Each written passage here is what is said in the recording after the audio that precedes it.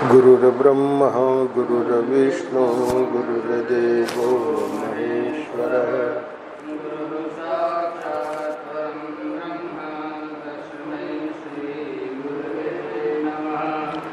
रामं रामानुजं सीतां भरतं भरतानुजं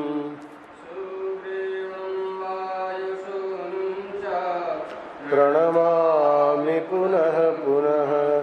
नमोऽस्तु रामाय सलक्ष्मणाय देव्यै च तस्यै जनकात्मजायै। नमोऽस्तु चन्द्रेन्द्रयमानिलेभ्यो नमोऽस्तु चन्द्रार्कमरुद्गणेभ्यः। नारायण नारायण नारायण नारायण। वाल्मीकि रामायण सुंदरकांड कल 20वां अध्याय पूरा हुआ था। तो सीता जी का रावण को समझाना। अब रावण ने तो प्रलोभन दिया, पर सीता जी क्या जवाब देती है। और इस अध्याय में ये भी सीता जी कहेंगी कि राम के सामने तुम कुछ नहीं। उस भयंकर राक्षस की वह बात सुनकर सीता को बड़ी पीड़ा हुई, जो प्रलोभन दे रहा था।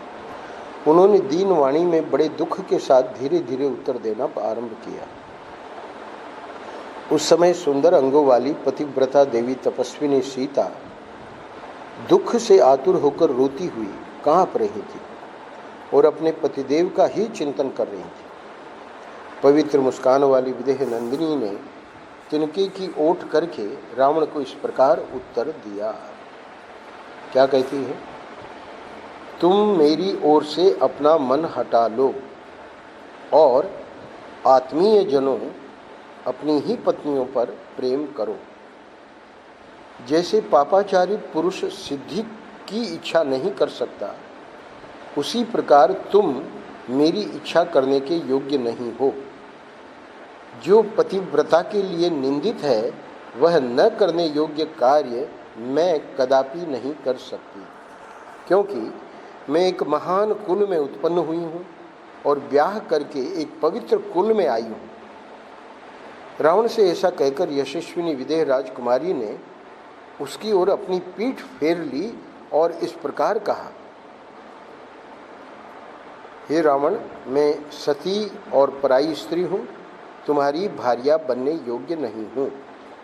हे निशाचर, तुम श्रेष्ठ धर्म की ओर दृष्टिपात करो और सत पुरुषों के व्रत का अच्छी तरह पालन करो।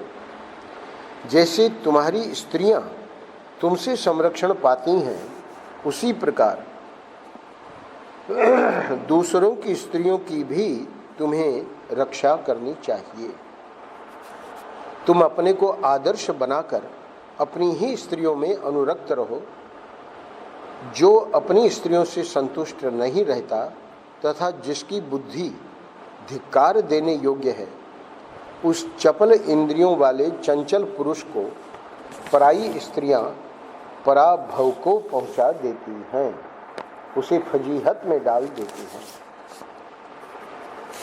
क्या अब अगले श्लोक में प्रश्न कर रही है, क्या यहाँ सत्पुरुष नहीं रहते हैं, अथवा रहने पर भी तुम उनका अनुसरण नहीं करते हो, जिससे तुम्हारी बुद्धि ऐसी विपरीत एवं सदाचार शून्य हो गई है? अथवा बुद्धिमान पुरुष जो तुम्हारे हित की बात कहते हैं, उसे निस्सहार मानकर राक्षसों की विनाश पर तुले रहने के कारण तुम ग्रहण ही नहीं करते हो। आगे प्रसंग आवेगा। विभीषण की पुत्री कला करके वो आई थी सीता जी के पास। उसने सब बातें बताई कि विभीषण ने कैसे समझाया भाई को, पर वो नहीं माना। कह रही है कि निस्सार मानकर राक्षसों की विनाश पर तुले रहने के कारण तुम हित की बात ग्रहण ही नहीं करते हो। जिसका मन अपवित्र तथा सदुपदेश को नहीं ग्रहण करने वाला है, ऐसे अन्यायी राजा के हाथ में पड़कर बड़े बड़े समृद्धिशाली राज्य और नगर नष्ट हो जाते हैं। इसी प्रकार यह रत्न राशि से पूर्ण लंकापुरी तुम्हारे हाथ में आ जाने से अब अकेले तुम्हारे ही अपराध से बहुत जल्द नष्ट हो जाएगी। हे रावण, जब कोई अदूरदर्शी पापाचारी अपने कुकर्मों से मारा जाता है, उस समय उसका विनाश होने पर समस्त प्राणियों को प्रसन्नता होती है। भागवत में आया है, कंस को जब मारा भगवान ने, सब लोग प्रसन्न हो गए। इसी प्रकार तुमने जिन लोगों को कष्ट पहुंचाया है वे तुम्हें पापी कहेंगे और बड़ा अच्छा हुआ जो इस आतताई को यह कष्ट प्राप्त हुआ, ऐसा कहकर हर्ष मनाएंगे। सीता जी कहती हैं, जैसे प्रभा सूर्य से अलग नहीं होती, उसकी ओर पीठ कर लिए रावण की ओर, जैसे प्रभा सूर्य से अलग नहीं होती, उसी प्रकार मैं श्री रघुनाथ जी से अभिन्न हूँ। ऐश्वर्य या धन के द्वारा तुम मुझे लुभा नहीं सकते। जगदीश्वर श्री रामचंद्र जी की सम्मानित भुजा पर सिर रखकर अब मैं किसी दूसरे की बाह का तकिया कैसे लगा सकता हूँ। जिस प्रकार वेद विद्या आत्मज्ञानी स्नातक ब्राह्मण की ही संपत्ति होती है, उसी प्रकार मैं केवल उन पृथ्वीपति रघुनाथ जी की ही भार्या होने योग्य हूँ। हे रावण, तुम्हारे लिए यही अच्छा होगा कि जिस प्रकार वन में समागम की वासना से युक्त हथिनी को कोई गजराज से मिला दे, उसी प्रकार तुम मुझ दुखिया को श्री रघुनाथ जी से मिला दो। अब उसके हित की बात कह रही है अगले श्लोकों में। यदि तुम्हें अपने नगर की रक्षा और दारुण बंधन से बचने की इच्छा हो तो पुरुषोत्तम भगवान श्री राम को अपना मित्र बना लेना चाहिए, क्योंकि वे ही इसके योग्य हैं। भगवान श्री राम समस्त धर्मों के ज्ञाता और सुप्रसिद्ध शरणागत वत्सल है। जैसे मैंने कई बार कहा, मूल श्लोकों में भगवान शब्द का प्रयोग नहीं है, हिंदी के अनुवाद में ये भगवान शब्द को रखते हैं। विदित सर्वधर्मज्ञ शरणागत वत्सल है, तेन मैत्री भवतु ते यदि जीवितुम इच्छसि। भगवान श्री राम समस्त धर्मों के ज्ञाता और सुप्रसिद्ध शरणागत वत्सल है। यदि तुम जीवित रहना चाहते हो तो उनके साथ तुम्हारी मित्रता हो जानी चाहिए। तुम शरणागत वत्सल श्री राम की शरण लेकर उन्हें प्रसन्न करो और शुद्ध हृदय होकर मुझे उनके पास लौटा दो। इस प्रकार मुझे श्री रघुनाथ जी को सौंप देने पर तुम्हारा भला होगा। इसके विपरीत आचरण करने पर तुम बड़ी भारी विपत्ति में पड़ जाओगे। तुम्हारे जैसे निशाचर को कदाचित हाथ से छूटा हुआ वज्र बिना मारे छोड़ सकता है और काल भी बहुत दिनों तक तुम्हारी उपेक्षा कर सकता है, किंतु क्रोध में भरे हुए लोकनाथ रघुनाथ जी कदापि नहीं छोड़ेंगे। इंद्र के छोड़े हुए वज्र की गड़गड़ाहट के समान तुम श्री रामचंद्र जी के धनुष की घोर टंकार सुनोगे। यहाँ श्री राम और लक्ष्मण के नामों से अंकित और सुंदर गांठ वाले बाण प्रज्वलित मुख वाले सर्पों के समान शीघ्र ही गिरेंगे। वे कंक पत्र वाले बाण इस पुरी में राक्षसों का संहार करेंगे, इसमें संशय नहीं है। वे इस तरह बरसेंगे कि यहाँ तिल रखने की भी जगह नहीं रह जाएगी। जैसे विंता नंदन गरुड़ सर्पों का संहार करते हैं, उसी प्रकार श्री राम रूपी महान गरुड़ राक्षस राज रूपी बड़े बड़े सर्पों को वेग पूर्वक उच्छिन्न कर डालेंगे। जैसे भगवान विष्णु ने अपने 3 ही पगों द्वारा असुरों से उनकी उद्दीप्त राजलक्ष्मी छीन ली थी, उसी प्रकार मेरे स्वामी शत्रुसूदन श्री राम मुझे शीघ्र ही तेरे यहाँ से निकाल ले जाएंगे। हे राक्षस, जब राक्षसों की सेना का संहार हो जाने से जन स्थान का तुम्हारा आश्रय नष्ट हो गया, याद दिला रही है दंडकारण्य में जो भगवान राम ने कौशल किया, और तुम युद्ध करने में असमर्थ हो गए, तब तुमने छल और चोरी से यह नीच कर्म किया है। हे नीच निशाचर, तुमने पुरुष सिंह श्री राम और लक्ष्मण के सूने आश्रम में घुसकर मेरा हरण किया था। वे दोनों उस समय माया मृग को मारने के लिए वन में गए हुए थे। श्री राम और लक्ष्मण की तो गंध पाकर भी तुम उनके सामने नहीं ठहर सकते। उपमा देती है, क्या कुत्ता कभी दो बाघों के सामने टिक सकता है? कुत्ता क्या है रावण को, जैसे इंद्र की दो बाहों के साथ युद्ध छिड़ने पर वृत्रासुर की एक बाह के लिए संग्राम के बोझ को संभालना असंभव हो गया, उसी प्रकार सम्रांगण में उन दोनों भाइयों के साथ युद्ध का जुआ उठाए रखना या टिकना तुम्हारे लिए सर्वथा असंभव है। वे मेरे प्राणनाथ श्री राम सुमित्रा कुमार लक्ष्मण के साथ आकर अपने बाणों द्वारा शीघ्र तुम्हारे प्राण हर लेंगे, ठीक उसी तरह जैसे सूर्य थोड़े से जल को अपनी किरणों द्वारा शीघ्र सुखा देते हैं।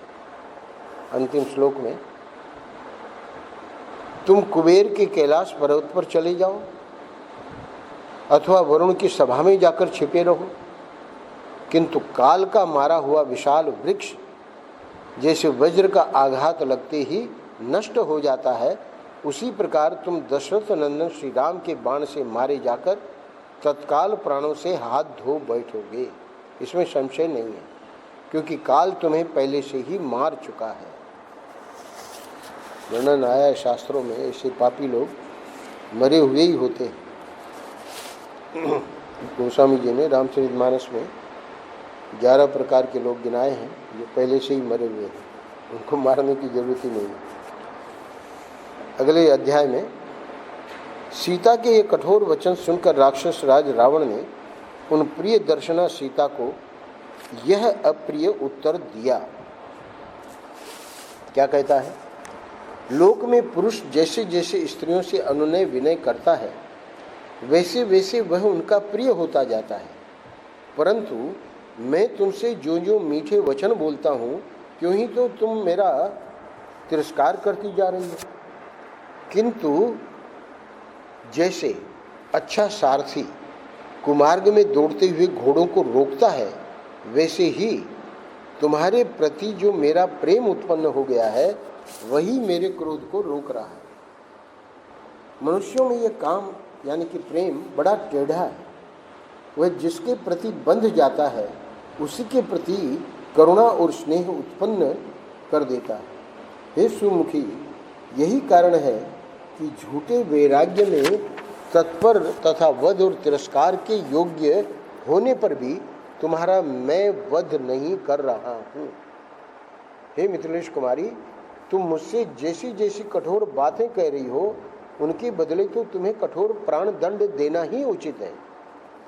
विदेह राजकुमारी सीता से ऐसा कहकर क्रोध के आवेश में भरे हुए राक्षस राज रावण ने उन्हें फिर इस प्रकार उत्तर दिया, हे सुंदरी, मैंने तुम्हारे लिए जो अवधि नियुक्त की है उसके अनुसार मुझे 2 महीने और प्रतीक्षा करनी है।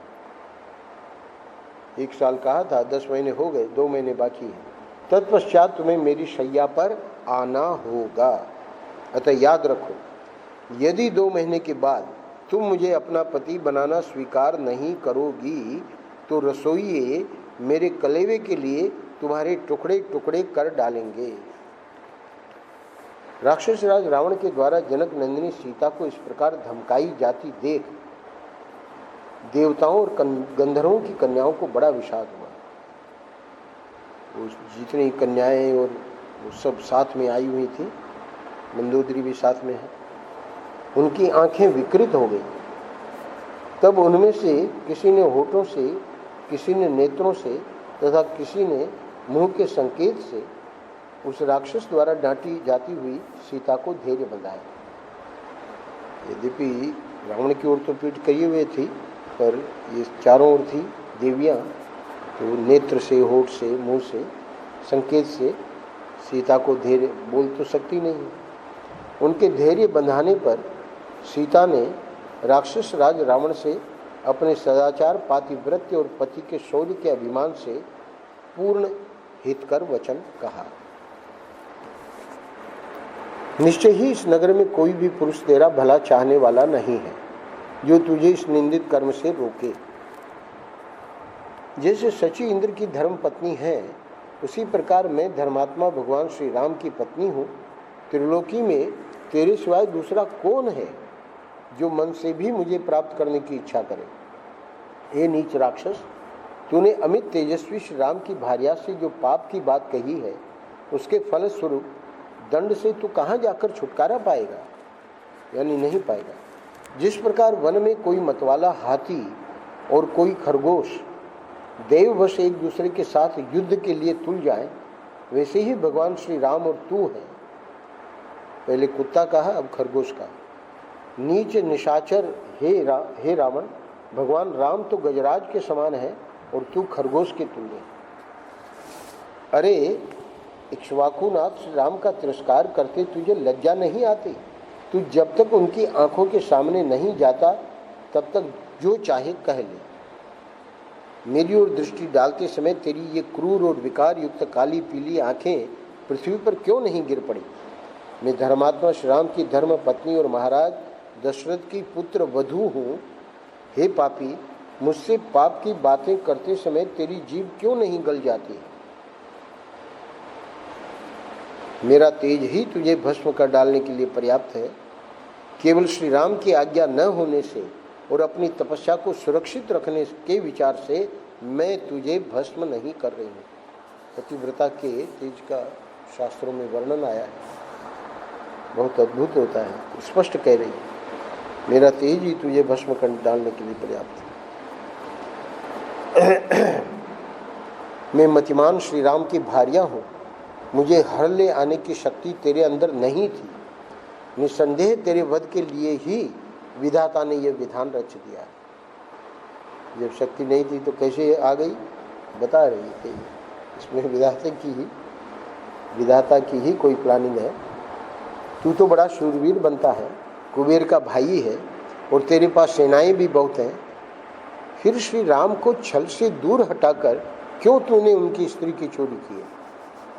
सीता की ये बातें सुनकर राक्षस राज रावण ने उन जनक दुलारी की और आंखें तरेर कर देखा।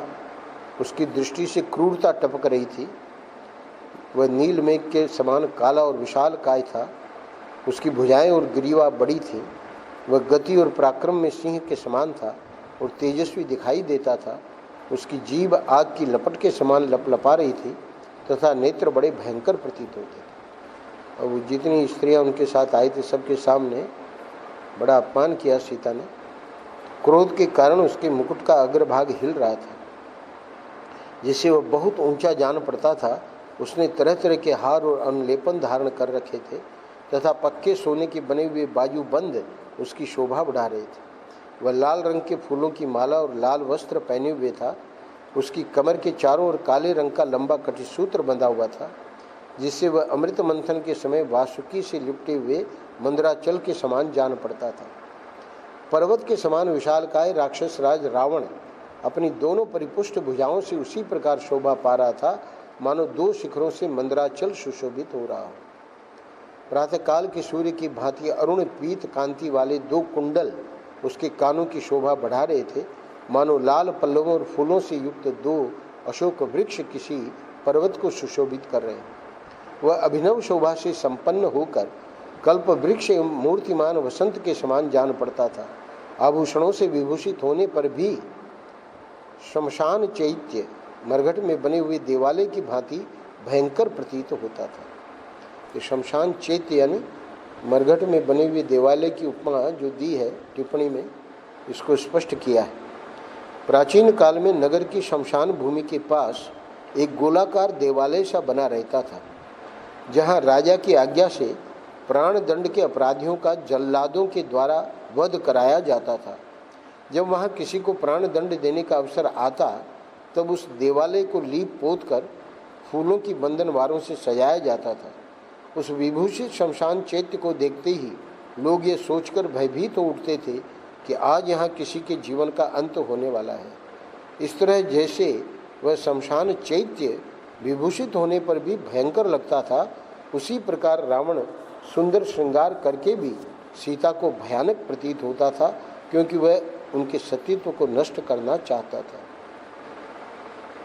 रावण ने क्रोध से लाल आंखें करके विदेह कुमारी सीता की ओर देखा और फुफकारते हुए सर्प के समान लंबी सांसें खींचकर कहा, अन्यायी और निर्धन मनुष्य का अनुसरण करने वाली हे नारी, जैसे सूर्य देव अपने तेज से प्रातःकालिक संध्या के अंधकार को नष्ट कर देते हैं, उसी प्रकार आज मैं तेरा विनाश किए देता हूँ। मिथिलेश कुमारी से ऐसा कहकर शत्रुओं को रुलाने वाले राजा रावण ने भयंकर दिखाई देने वाली समस्त राक्षसियों की ओर देखा। 5 श्लोकों में वो जो राक्षसियाँ पहले से ही नियुक्त थी उनका वर्णन है, कैसी कैसी थी। एक आंख वाली, एक कान वाली, लंबे कानों से अपने शरीर को ढक लेने वाली, गौ के से कानों वाली, हाथी के समान कानों वाली, लंबे कान वाली, बिना कान की, हाथी के से पैरों वाली, घोड़े के समान पैर वाली, गाय के समान पैर वाली, केश युक्त पैरों वाली, एक पैर वाली, मोटे पैर वाली, बिना पैरों की, विशाल सिर और गर्दन वाली, बहुत बड़े बड़े स्तन और पेट वाली, विशाल मुख और नेत्र वाली, लंबी जीभ और नखों वाली, बिना नाक की, सिंह के समान मुख वाली, गौ के समान मुख वाली, सूकरी के समान मुख वाली, इन सब राक्षसियों से रावण कहता है, क्या कहता है, हे निशाचरियों, तुम सब लोग मिलकर अथवा अलग अलग शीघ्र ही ऐसा प्रयत्न करो जिससे जनक किशोरी सीता बहुत जल्द मेरे वश में आ जाए। अनुकूल प्रतिकूल उपायों से, साम दान और भेद नीति से तथा दंड का भी भय दिखाकर विदेह कुमारी सीता को वश में लाने की चेष्टा करो। राक्षसियों को इस प्रकार बारंबार आज्ञा देकर काम और क्रोध से व्याकुल हुआ राक्षस राज रावण जानकी जी की ओर देखकर गर्जना करने लगा। अब मंदोदरी कहती हैं, तदनंतर राक्षसियों की स्वामिनी मंदोदरी तथा धान्य मालिनी नाम वाली राक्षस कन्या शीघ्र रावण के पास आईं और उसका आलिंगन करके बोली। क्या कहती हैं, हे महाराज, हे राक्षस राज, आप मेरे साथ क्रीड़ा कीजिए। इस कांतिहीन और दीन मानव कन्या सीता से आपका क्या प्रयोजन है। हे महाराज, निश्चय ही देवश्रेष्ठ ब्रह्मा जी ने इसके भाग्य में आपके बाहुबल से उपार्जित दिव्य एवं उत्तम भोग नहीं लिखे हैं। हे प्राणनाथ, जो स्त्री अपने से प्रेम नहीं करती, उसकी कामना करने वाले पुरुष के शरीर में केवल ताप ही होता है और अपने प्रति अनुराग रखने वाली स्त्री की कामना करने वाले को उत्तम प्रसन्नता प्राप्त होती है। जब राक्षसी ने ऐसा कहा और उसे दूसरी ओर वह हटा ले गई, तब मेघ के समान काला और बलवान राक्षस रावण जोर जोर से हंसता हुआ महल की ओर लौट पड़ा। अशोक वाटिका से प्रस्थित होकर पृथ्वी को कंपित सी करते हुए दशग्रीव ने उद्दीप्त सूर्य के सदृश प्रकाशित होने वाले अपने भवन में प्रवेश किया। तदनंतर देवता, गंधर्व और नागों की कन्याएं भी रावण को सब ओर से घेर कर उसके साथ ही उस उत्तम राजभवन में चली गईं। अंतिम श्लोक में इस प्रकार अपने धर्म में तत्पर स्थिर चित्त और भय से कांपती हुई मिथिलेश कुमारी सीता को धमकाकर काम मोहित रावण अपने ही महल में चला गया। 22वां अध्याय पूरा होता है। अब राक्षसियाँ सीता जी को समझा रही हैं। शत्रुओं को रुलाने वाला राजा रावण सीता जी से पूर्वोक्त बातें कहकर तथा सब राक्षसियों को उन्हें वश में लाने के लिए आदेश देकर वहां से निकल गया। अशोक वाटिका से निकलकर जब राक्षस राज रावण अंतःपुर को चला गया तो वहाँ जो भयानक रूप वाली राक्षसियाँ थीं, वे सब चारों ओर से दौड़ी हुई सीता के पास आईं। अब ये हनुमान जी ऊपर से सब देख रहे हैं। विदेह कुमारी सीता के समीप आकर क्रोध से व्याकुल हुई उन राक्षसियों ने अत्यंत कठोर वाणी द्वारा उनसे इस प्रकार कहना आरंभ किया। अब इस अध्याय में राक्षसियाँ कैसे, क्योंकि उनको आदेश हो गया है तो वो अपना कार्य कर रही हैं। हे सीते, तुम पुलस्त्य जी के कुल में उत्पन्न हुए सर्वश्रेष्ठ दशग्रीव महामना रावण की भार्या बनना भी कोई बहुत बड़ी बात नहीं समझती। तत्पश्चात अब एक एक का नाम लेके वाल्मीकि जी ने बताया है कौन सी राक्षसी ने क्या कहा।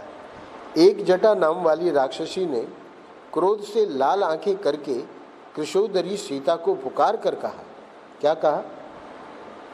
हे विजय कुमारी, जो 6 प्रजापति हैं पुलस्त्य जी उनमें चौथे हैं और ब्रह्मा जी के मानस पुत्र हैं। इस रूप में उनकी सर्वत्र ख्याति है। पुलस्त्य जी रावण के पितामह हैं। पुलस्त्य जी के मानस पुत्र तेजस्वी महर्षि विश्रवा है, वे भी प्रजापति के समान ही प्रकाशित होते हैं। हे विशाल लोचने, ये शत्रुओं को रुलाने वाले महाराज रावण उन्हीं के पुत्र हैं, यानी ब्रह्मा जी के प्रपौत्र और समस्त राक्षसों के राजा हैं। तुम्हें इनकी भार्या हो जाना चाहिए। हे सर्वांग सुंदरी, मेरी इस कही हुई बात का तुम अनुमोदन क्यों नहीं करती? एक जटा ने तो इतना ही कहा। हरी जटा अगले 2 श्लोकों में आंखें फाड़कर कहती हैं, अरे जिन्होंने 33 देवताओं तथा देवराज इंद्र को भी परास्त कर दिया है, उन राक्षस राज रावण की रानी तो तुम्हें अवश्य बन जाना चाहिए। 33 देवता नीचे लिस्ट में है। 12 आदित्य, 11 रुद्र, 8 वसु और 2 अश्विनी कुमार। ये 33 देवता प्रसिद्ध हैं और प्रजापतियों के भी नाम दिए हैं। मरीचि, अत्रि, अंगिरा, पुलस्त्य, पुलह और क्रतु, ये 6 प्रजापति हैं। अगले श्लोक में हरिजटा कहती है, उन्हें अपने पराक्रम पर गर्व है, वे युद्ध से पीछे न हटने वाले शूरवीर हैं। कौन? रावण। ऐसे बल पराक्रम संपन्न पुरुष की भार्या बनना तुम क्यों नहीं चाहते?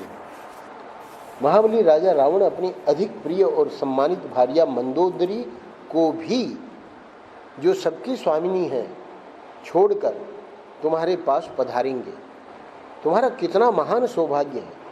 वे सहस्रों रमणियों से भरे हुए और अनेक प्रकार के रत्नों से सुशोभित उस अंतःपुर को छोड़कर तुम्हारे पास पधारेंगे, अतः तुम्हें उनकी प्रार्थना मान लेनी चाहिए। अब तीसरी राक्षसी विकटा है उसका नाम, क्या कहती है? जिन भयानक पराक्रमी राक्षस राज ने नागों, गंधर्वों और दानवों को भी सम्रांगण में बारंबार परास्त किया है, वे ही तुम्हारे पास पधारे थे। हे नीच नारी, उन्हीं संपूर्ण ऐश्वर्यों से संपन्न महामना राक्षस राज रावण की भार्या बनने के लिए तुम्हें क्यों इच्छा नहीं होती है? चौथी दुर्मुखी नाम वाली राक्षसी कह रही है, हे विशाल लोचने, जिनसे भय मानकर सूर्य तपना छोड़ देता है और वायु की गति रुक जाती है, उनके पास तुम क्यों नहीं रहते? हे भामिनी, जिनके भय से वृक्ष फूल बरसाने लगते हैं और जो जब इच्छा करते हैं तभी पर्वत तथा मेघ जल का स्रोत बहाने लगते हैं, उन्हीं राजा धराज राक्षस राज रावण की भार्या बनने के लिए तुम्हारे मन में क्यों नहीं विचार होता है? हे देवी, मैंने तुमसे उत्तम यथार्थ और हित की बात कही है। सुंदर मुस्कान वाली सीते, तुम मेरी बात मान लो, नहीं तो तुम्हें प्राणों से हाथ धोना पड़ेगा। परम पूज्य महर्षि इसकी व्याख्या करते थे कि ये जो जय विजय गिराए गए शाप के द्वारा, जो कि हिरण्याक्ष, हिरण्यकशिपु, रावण, कुंभकर्ण, शिशुपाल, दंतवक्र बने, तो इनका जो ऐश्वर्य था, हिरण्यकशिपु का ऐश्वर्य, वो जब जैसे चाहता था वैसे ही सब होता था, वैसे ही रावण का। तो वहाँ महर्षि एक वाक्य कहा करते थे कि शास्त्र दिखाना चाह रहे हैं कि जो वैकुंठ से गिराया जाता है, उनके ऐश्वर्य की ऐसी जब लीला है, इतना विशाल ऐश्वर्य है, तो वैकुंठ में जो ऐश्वर्य है उसका तो कहना ही क्या। अगले अध्याय में तदनंतर विकराल मुख वाली उन समस्त राक्षसियों ने जो कटु वचन सुनने के योग्य नहीं थे, सीता उन कटु वचनों को सुनने योग्य बिल्कुल नहीं थे, उन सीता से अप्रिय तथा कठोर वचन कहना आरंभ किया। क्या कहती हैं? हे सीते, रावण का अंतःपुर समस्त प्राणियों के लिए मनोरम है, वहाँ बहुमूल्य संज्ञाएं बिछी रहती हैं। उस अंतःपुर में तुम्हारा निवास हो, इसके लिए तुम क्यों नहीं अनुमति देती? तुम मानुषी हो, इसलिए मनुष्य की भार्या का जो पद है उसी को तुम अधिक महत्व देती हो, किंतु अब तुम राम की ओर से अपना मन हटा लो, अन्यथा कदापि जीवित नहीं रहोगी। तुम त्रिलोकी के ऐश्वर्य को भोगने वाले राक्षस राज रावण को पति रूप में पाकर आनंद पूर्वक विहार करो। हे सुंदरी, तुम मानवी हो, इसीलिए मनुष्य जातीय राम को ही चाहती हो, परंतु राम इस समय राज्य से भ्रष्ट हैं, उनका कोई मनोरथ सफल नहीं होता है तथा वे सदा व्याकुल रहते हैं। अब सीता का भी धैर्य टूट गया। राक्षसियों की ये बातें सुनकर कमल नयनी सीता ने आंसू भरे नेत्रों से उन राक्षसियों की ओर देखकर इस प्रकार कहा। अब सीता क्या कहती है, यहाँ छठे श्लोक पे हम 24वें अध्याय का विश्राम देते हैं। 24वां अध्याय 47 श्लोकों का है, तो कल आगे क्या होता है, सीता जी का राक्षसियों की बात मानने से इनकार कर देना तथा राक्षसियों का उन्हें मारने काटने की धमकी देना, ये है इस अध्याय का प्रसंग। और अगले अध्याय में जैसे कल मैंने बताया, राक्षसियों की बात मानने से इनकार करके शोक संतप्त सीता का विलाप और प्राणों के त्याग करने का निश्चय। और अब आगे जाके वो त्रिजटा का स्वप्न वाली बात संभवतः कल या परसों, ये 27वें अध्याय में। अभी हम लोग 24वें अध्याय में हैं।